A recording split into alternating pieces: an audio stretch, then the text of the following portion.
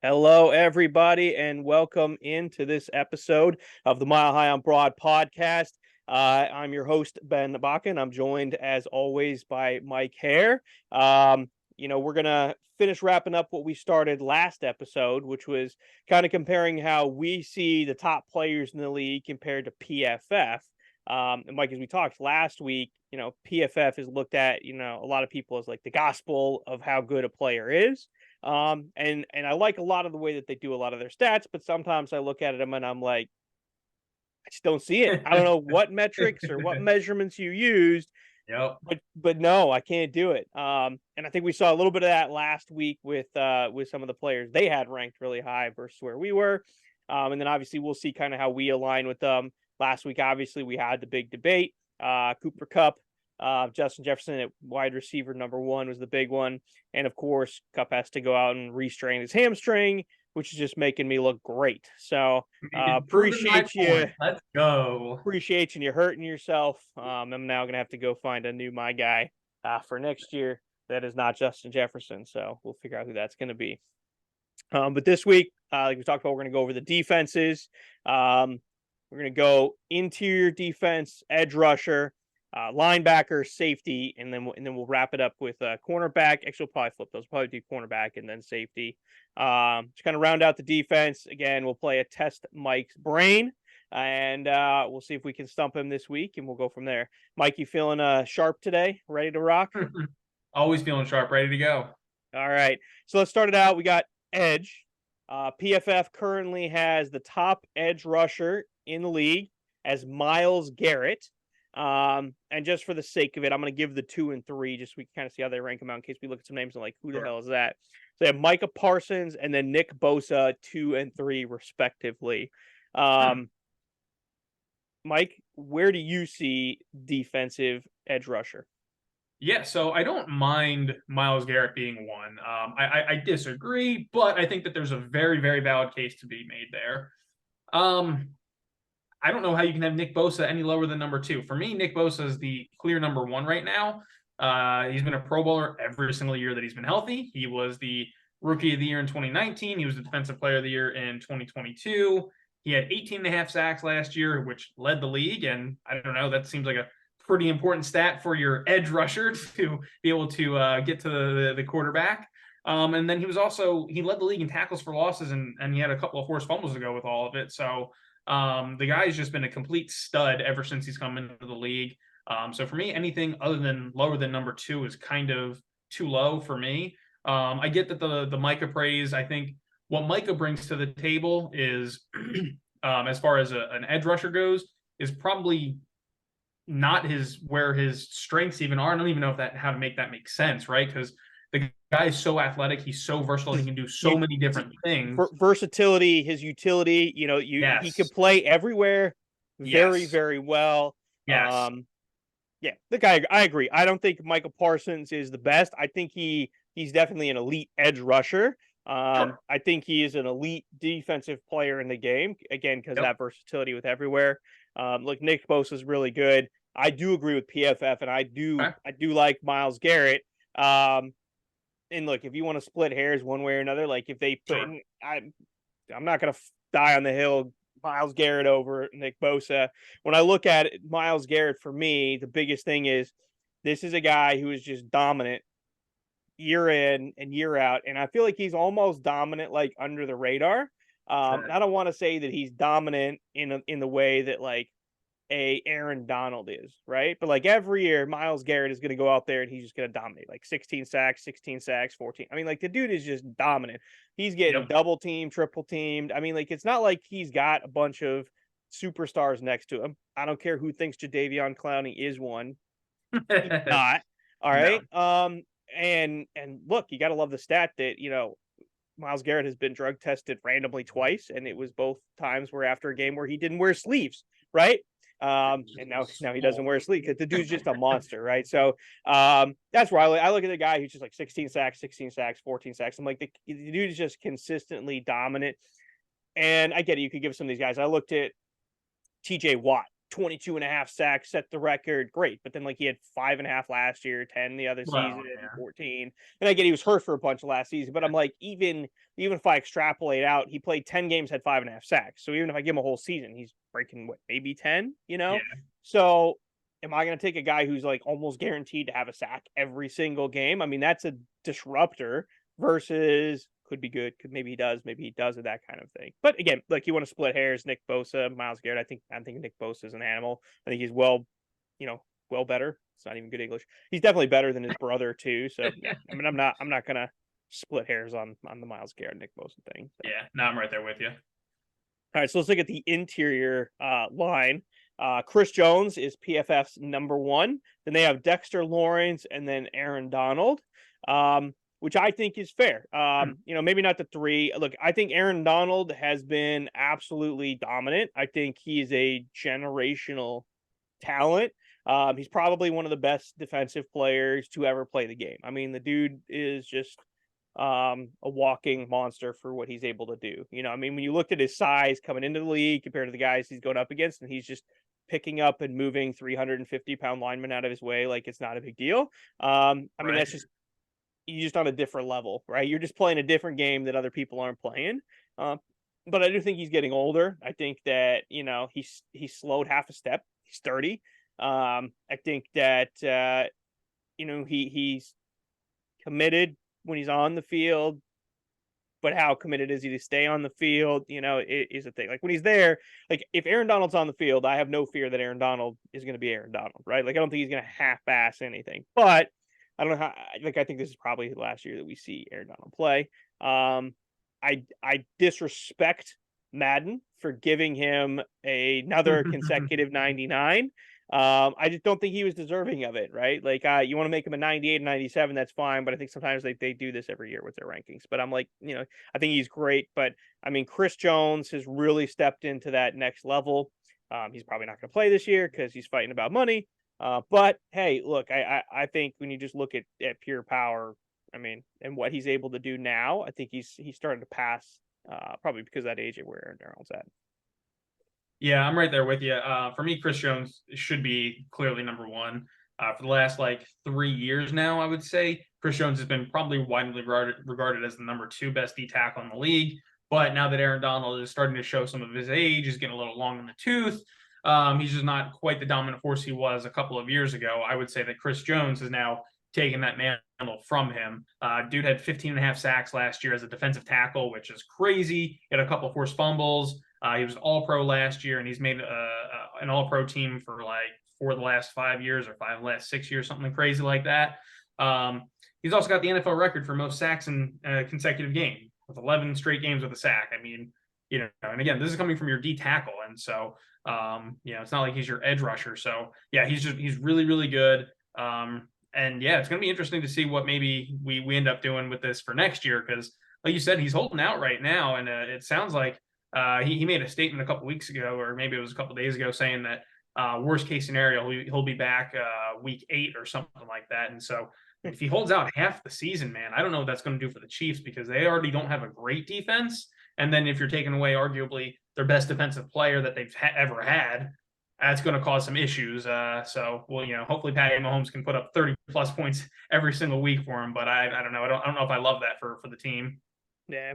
I mean, I think when you look at these interior guys, the thing that separates them is they're not just big body run stoppers who plug up the middle or get their hands up in the air. It's the guys that are able to do what the edge guys do, but from the inside. Yep. All right, let's move on. Let's talk about linebacker. Number 1 linebacker, PFF, Bobby Wagner. Number middle 2, linebackers, correct? Or all linebackers? It puts them. It says they rank them all linebackers, but I think we're really talking about middle linebackers, because any outside linebacker that's largely rushing, rushing, they're gonna put in the edge rush category. Any linebacker that's doing the coverage and stuff is gonna end up with a lot of the same grading stats that the middle linebacker guys are gonna do. I think is how I think that's why they separated as edge and then linebacker. So like Von Miller's a linebacker, but they're gonna put him in the edge rush category. Edge rush. Okay. Cool. Number 2, they had Fred Warner. Number 3, they had Levante David. I mean, all great players. I did find it interesting that 2 of these guys are definitely older. One of them younger. I mean, Levante David and Bobby Wagner definitely getting up there a little bit in their age, Yep. but apparently PFF still thinks that they're at the top of the game. So, we're do you agree with Bobby Wagner at 1? I don't agree with Bobby Wagner at 1 at all. I don't even know if I have him inside my top 3. I don't know who I might drag up to 3, but for me, 1 is Fred Warner, and yeah, number 2 is Levante David. So I was definitely surprised to hear that Wags was that high. I know that he's had a Hall of Fame career, part of the LOB, where they made it to a couple of Super Bowls, but I mean that was a handful of years ago, man. For me, that almost feels like a lifetime ago. I feel like if the Rams really were trying to contend, they wouldn't have let him go. So I don't know if I was seeing something, the Rams were seeing something that PFF wasn't seeing. But yeah, for me this year, it's all about Fred Warner. I mean, he's the quarterback of arguably the best defense in the league right now, right? And that's saying a lot when you've got a guy in Nick Bosa who just won the Defensive Player of the Year award, right? So clearly, even on top of his tangibles, he clearly has some great intangibles. I also view Fred Warner as a top tier in coverage. He's an elite run stopper, multiple time Pro Bowler, multiple time All Pro guy, and just every single year the man puts in 125 to 130 tackles every single year. And then, like I said, he's great in pass coverage. Gets somewhere between 8 to 10 pass breakups every single year. So yeah, for me right now it's Fred Warner. Yeah, I mean, I'm not going to argue with you. I think Fred Warner is clearly the one. He's younger. He can do things athletically that these other guys just can't do. Not that the other two weren't great in their time, but again, it's an age thing. Like either physically at their age, they are not going to be able to do the same things that Fred Warner. I think Fred Warner's been the top linebacker for a while now. Yep. Again, I don't know what stats you're coming up with to decide to put a guy who, has moved off 2 teams in the last 2 years back at number 1. But hey, let's go ahead and do it. Yep. All right, cornerback. This is a sticking point, I guess, with me, as they have Sauce Gardner as the number 1 corner in the league going into his second year. They got Pat Surtain at number 2, and then they got Jalen Ramsey at 3. Obviously, for a long time, Ramsey's been the 1, so he's been knocked down 2 full spots this year from where he was at last year. And we argued about Ramsey a lot, so I don't know if you still think that Ramsey's the number 1 or if you're aboard the Sauce train, but let me know. Where you at? I'm not on the Sauce train. I know you're not. I know you're not the biggest fan of 2 of those top 3 guys there. And yeah, to be honest, I was shocked to hear that Ramsey was in the top 3. I thought he had a down year, if I'm being honest. I mean, the first 2 or 3 weeks he didn't look that great, and then he had 1 pick that was a game ender against the Falcons, and everyone's like, "Oh, Ramsey's back," and I'm like, "It's the Falcons, guys. Come on, can we not pretend that the number 1 corner making a pick at the end of a game against a subpar team is suddenly making him back?" So no, I thought Ramsey was down all year. I'm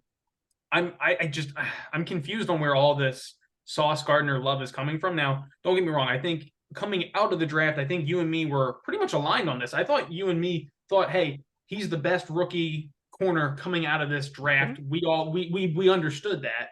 But the fact that people are like, man, he's the best corner in the league already, I don't see it, man. I see it as Pat Surtain right now. I think Pat Surtain right now is just fundamentally better. He had 12 games of holding receivers under 25 yards, man. Yeah. That's crazy. And look, it's not like he was holding nobodies. These were Davante Adams and I mean, we're talking elite wide receivers that he was locking down on a daily basis. DK came in and I think had 6 catches for, I don't know, 22 yards or something. Yards. I mean, it was nothing, He held Davante Adams to next to nothing, right? And if you look at the box score, Davante Adams had a decent stat line, but there were 2 plays that he wasn't covered, and he took both of those for massive 2 of them. I think he had 2 catches for 70 yards and a touchdown on the 2 plays he wasn't covered by Surtain. Look, I think Sauce is he's a marketing tool. Yeah. And look, I think he's a good player. I do. I think Sauce Gardner is definitely a very good player. I mean, he's definitely one of the better corners. He's for sure in the top 10. I'd probably even put him in the top 5. Yeah, I can agree with that. Yep. But I can't put him at 1. And the hype from getting drafted and the his name's not even Sauce, but they're just going to start calling him Sauce because that's what he wants to be. It's not like other people name him Sauce. He wants to be called Sauce. So now they're calling, I don't know, maybe it just rubs me the wrong way. I'm like, dude, you're good, but maybe that's the same thing. I mean, maybe that's what corners need, right? It's why I didn't like Ramsey. It's why I didn't like Richard Sherman. It's why I wasn't a big fan Oh, of Josh Norman. Like, it's all these guys who just run their mouth, and I'm like, you're good, but I don't know if you're the best. yeah. I don't know. Pat Surtain reminds me a lot of Champ Bailey. He's quiet. He just goes Yep. out there and he locks down half the field. I mean, and Sauce is great, and he talks a lot, and he wears his Sauce chain, and you're good, but you're just not the best. Yeah, yeah. I don't know. I didn't even think, honestly, I didn't even think he was the best rookie corner last year. I still had Tariq Woolen as the best rookie corner last year, man. I think Woolen came out and just lit the world on fire relative to what everyone thought he was going to do.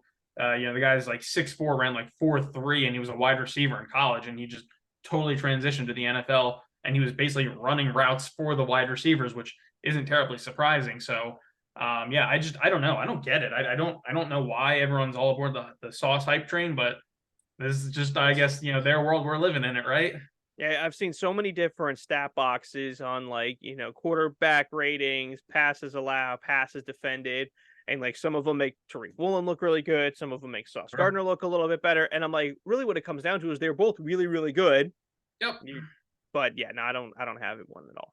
So, and look, we're in alignment there as well. So I guess we'll move on to safety, see if we have a disagreement here. So it's safety. Here's how they write it down. They got Kyle Hamilton, number 1. They Okay. have Keanu Kurd, number 2. And then they have Minka Fitzpatrick, number 3. Okay. Yeah. So I'm going to probably steer a little bit left here of where I normally would and where you probably would think I would go. Look, if we're going purely off of last year, I guess, yeah, I would say that Minka was probably the best safety for me last year.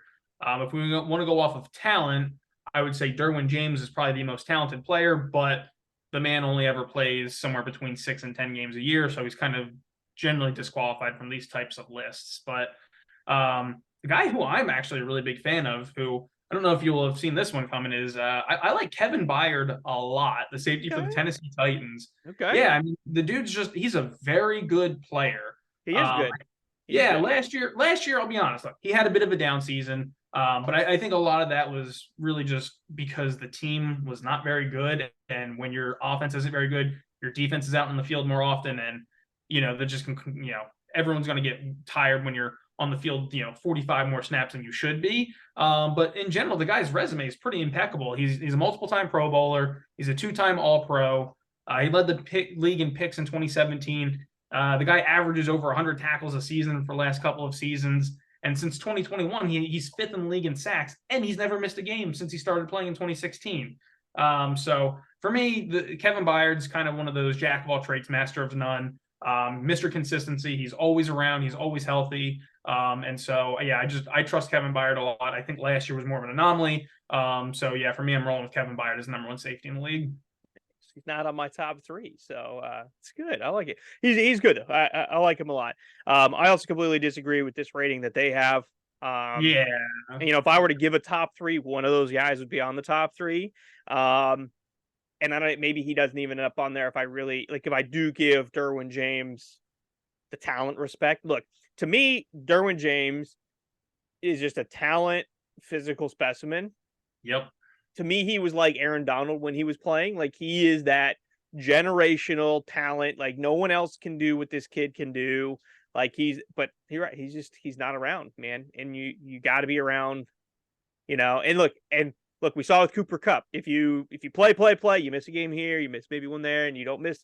But like, he's missing like half the season, a full season. Yep. Oh, he's back and he's gone again. Like, I mean, I don't even really remember him being on the field. Look, I'm a Broncos fan. I play that dude twice a year, and I don't even remember playing against him. Like, that's how much he's not around. So, and you have Russell Wilson as your quarterback, so you would have think he'd have thrown it to him 2 or 3 times, right? Exactly. So I think he did pick off Russ, but we're not going to talk about it.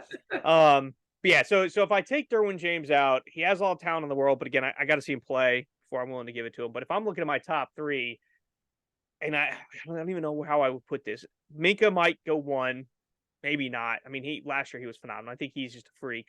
Yep. I loved when the Steelers traded for him. Yep, I agree. To me, if you got a young guy who already is proven and you give up a 1st-round pick for him, look at the Eagles with A.J. Brown, like, that's the right move, right? What are you going to do instead? You're going to spend the 1st-round pick on a 50-50 shot to get the same thing? right? Like it's different if he's 30 already, but he's 24. I'm like, do that all day long. So he's on there. Justin Simmons is on my list. You can call it a homer all you want. No, I'm with you. But the dude is really good as a coverage safety. You know, like he's not blowing anybody up, but the game has changed. All right. You know, like safeties back in the day, that's what they did. They took people's heads off. Now you don't get to do that anymore. So the game has evolved to where he has to be able to protect that overhead stuff, and he's really good at it. He tied the league. Let's hang on picks last year. Yeah, let's hang on him for a second. He is constantly one of the best safeties in the league year in and year out, but he's never talked about. Never. Why? Because why? Like that doesn't even. I don't even get that. Pat Surtain gets talked about. Von Miller got talked about. Champ Bailey got talked about. Like so I'll give you Surtain, maybe because part of the reason I think Surtain gets talked about, one, he is elite, and I can say we same thing with him. But I think part of it too was there was so much around him getting drafted to Denver over Justin Fields, so that created this like talking point that I think has kept eyes on him. And then he's been dominant. He made the Pro Bowl, so I think that's really helped him. The other guys that you named were, yes, they were Broncos and they were talked about. I think here's the difference, right? Denver's always been a football town. So if we want to talk other sports, I'll tell you that other sports get disrespected in Denver 100%. for reasons that are just because they're a flyover state, but not the Broncos, right? But Champ was great, and he played and won when Elway was there. And I mean, he played with dominant teams, right? So it's same thing with Vaughn. I mean, Vaughn was a Super Bowl MVP playing with Peyton Manning. So back then, everybody talked about the Broncos. Right now, we're a joke, so nobody talks about them, right? So I think I don't know. Maybe it's because he's just really quiet, right? He's not Sauce Gardner. Maybe he just needs to run his mouth more. I mean, all the dude does is do shit for the community and ball out on the field, and take care of his family. I mean, like the dude's just a good dude, and he's really good at football. Okay.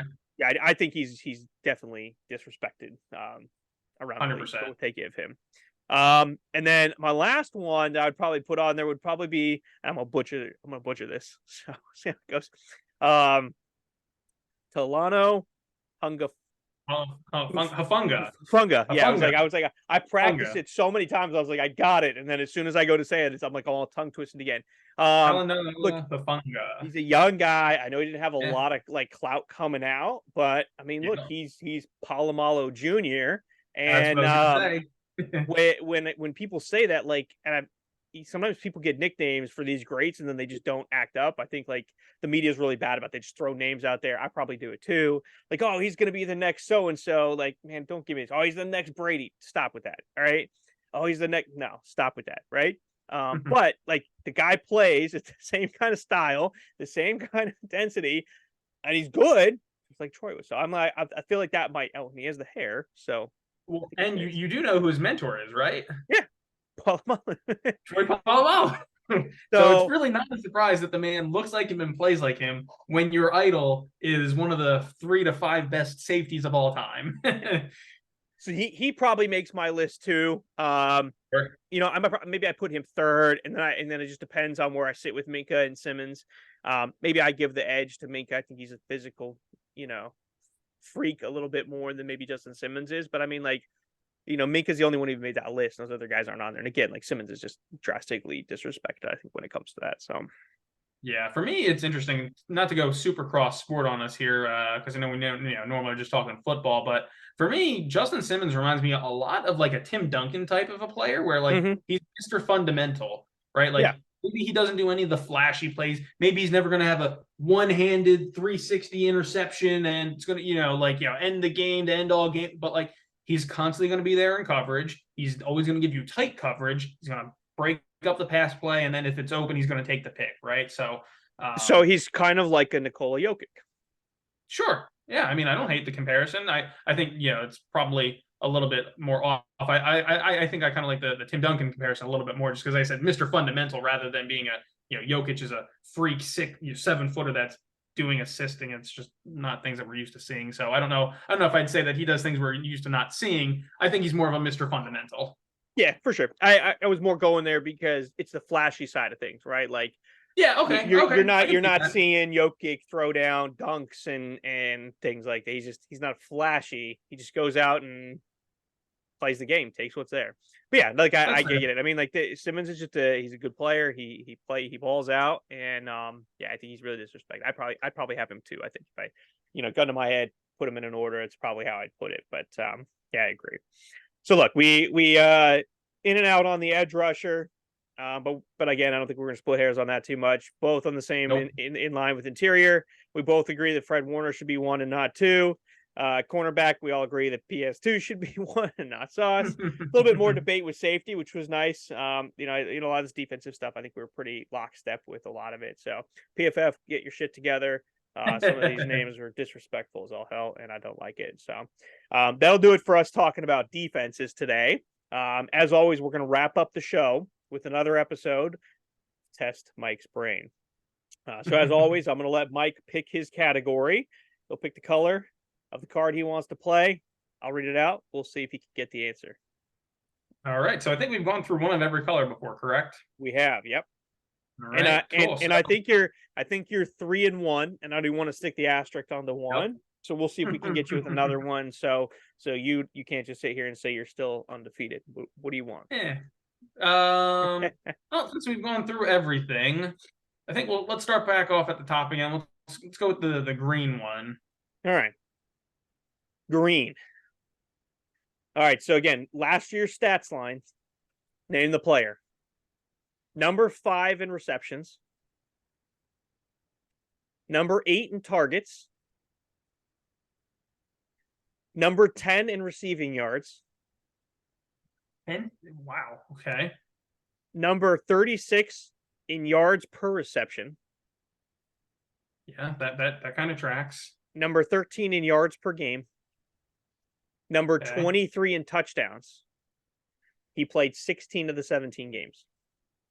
16 of the 17 games. So whoever this guy is, if you want the actual numbers for the lines, let me know and I'll give them to you. No, I think I've got an idea of who I'm thinking of. So this sounds like somebody who gets a fair amount of targets, but he's clearly not like a super deep big play kind of guy. Because if you're up there in catches and you're kind of a little bit further down in yards, tells me your run after the catch probably isn't the best, or you have terrible quarterback play.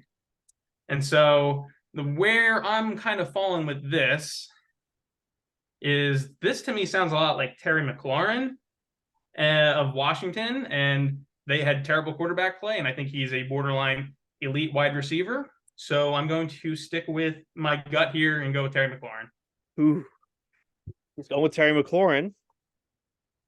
And he is incorrect. It's not Terry McLaurin. Okay. I like where you track. This guy was a playoff contender. Okay. Actually, no, I lied. He did not make the playoffs. They should have made the plaffs and they just missed. So it's Amon-Ra St. Brown. It is Amon-Ra. So look at it. Look at that. Just like that, he picks him up. So yeah, it's Amon-Ra. Kind of just you went. I was following your path, and I was like, all right, so he's figuring out. This is more of a possession guy. I'm like, where he's going Amon-Ra or a Keenan Allen. Mm-hmm. And then he's like bad quarterback play. And I was like, all right, who's he trying to come up with that's like a possession guy with bad quarterback play? So I guess I follow that. But yeah, Amon-Ra St. Brown, number 5 in receptions, 106. McLaurin was definitely nowhere near 106. Number 8 in targets at 146. So yeah, definitely more of that possession. Tons of catches, not necessarily that big explosive play. But there's your loss. Amon-Ra St. Brown. But he gets it on the comeback by knowing that the guy didn't make the playoffs, but should have. Little hint just like that. Look, Mike goes with his gut. He takes it. Even if he's wrong, he's not taking any of these lifelines. He's just trying to figure it out and go with it. So you got to respect it. Thanks everybody for joining us today. We hope you enjoyed the show. We'll be back next week with a great episode. We're going to be doing predictions and hot takes for the upcoming season. It's going to be a ton of fun. We'll see you then.